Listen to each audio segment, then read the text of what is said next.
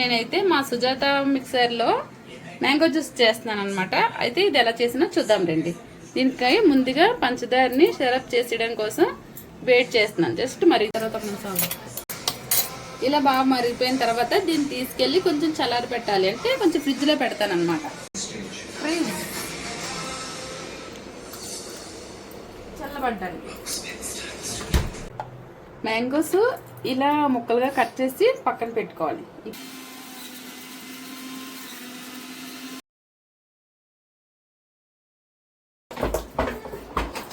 ఇప్పుడు ఫ్రిడ్జ్లో పెట్టిన పంచదార పట్టాలి. కొంచెం ఇందులో కొంచెం కోల్డ్ వాటర్ వేసుకోవడమే. Tasty mango juice ready. Devika juice ఎలా ఉంది?